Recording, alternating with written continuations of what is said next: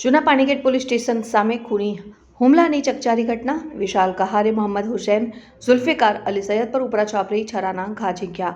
હુમલામાં આંતરડા બહાર આવી જતા મોહમ્મદ હુસૈન ગંભીર રીતે ઘાયલ, લોહીમાં લથપથ હાલતમાં યુવક રોડ પર ઢળી પડ્યો. લોકોએ 108 મારફતે સયાજી હોસ્પિટલ ખસેડ્યો. સારવાર દરમિયાન મોહમ્મદ હુસૈનનું મોત નીપજ્યું. મૃતકની ઉંમર 35 વર્ષ હોવાનું જાણવા મળ્યું. ગઈકાલે રાત્રે 9:45 બની ઘટના. હુમલા બાદ આરોપી વિશાલ કહાર ફરાર. હુમલો આડા સંબંધને કારણે થયો હોવાની પોલીસની શંકા.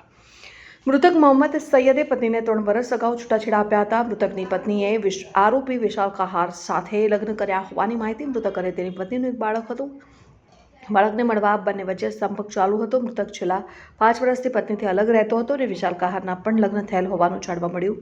બંને એકબીજાના જૂના મિત્રો હોવાનું ખુલ્યું. ગઈકાલે હુમલા પહેલા બંને વચ્ચે માથાકૂટ થઈ હતી.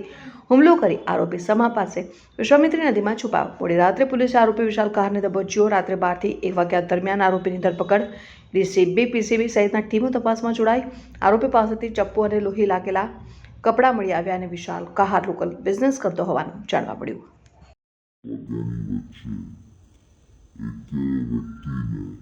સ્ટેબિંગ કરવાનો બનાવ સામે આવ્યો હતો. તાત્કાલિક પોલીસ ઘટના સ્થળ પર પહોંચી ગઈ.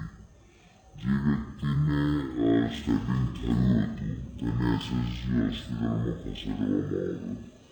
તપાસ કરતા જાણવા મળી કે જેને પર ચપ્પાથી ઘા કરવામાં આવ્યા છે તેનું નામ મોહમ્મદ ઝુલ્ફિકાર સૈયદ છે, જેની ઉંમર 35 વર્ષ આસપાસ છે અને તેને હુમલો કર્યો છે તે વિશાલ કહાર નામની વ્યક્તિ ત્યાંની જગ્યા પરથી ફરાર થઈ ગયેલ હતી.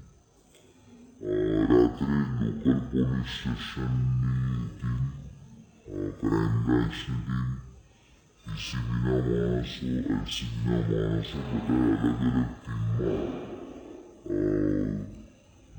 ટીમમાં મહેનત કરી અને રાત્રે 12-1 વાગ્યા આસપાસ આરોપીને પકડી લેવામાં આવ્યા હતા. આરોપીને પૂછપરછ કરતા જે હકીકત સામે આવી છે તેમાં જે વ્યક્તિ મરણ જનાર છે તેના 3 વર્ષ અગાઉ ડિવોર્સ થયા હતા અને તેની પત્ની સાથે કંઈક રિલેશન હશે તે બાબતે અંગત અદાવત રાખીને બંને વચ્ચે ગઈકાલે માથાકૂટ થઈ અને માથાકૂટના અંતે જે વિશાલ કહાર છે તેને ચપ્પાથી છરીના ઘા કર્યા અને સારવાર હેઠળ દર્દીનું મૃત્યુ થયું છે. આજે વિશાલ કહાર છે તેનો ભૂતકાળ શું છે? કોઈ મીડિયા સાથે સંકળાયેલો છે? કશું વિગતો સામે આવી છે? ભૂતકાળમાં એના વિરુદ્ધમાં 3 થી 4 ગુના દાખલ કર્યા છે, જેમાં